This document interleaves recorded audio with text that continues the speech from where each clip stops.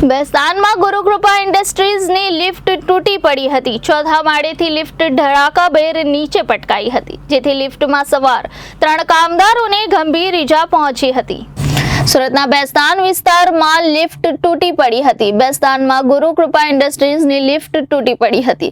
ચોથા માળેથી લિફ્ટ ધડાકાભેર નીચે પટકાઈ હતી, જેથી લિફ્ટમાં સવાર 3 કામદારોને ગંભીર ઈજા પહોંચી હતી। ત્રણેય કામદારોને તાત્કાલિક 108 મારફતે સિવિલ હોસ્પિટલ ખાતે ખસેડવામાં આવ્યા હતા। હાલ ત્રણેય કામદાર સારવાર હેઠળ છે।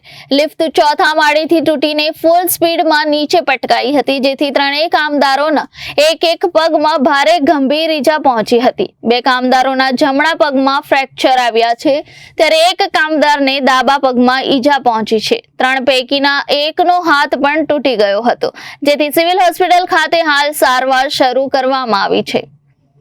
Reporter Arvind Rathod, Janadesh news, Surat.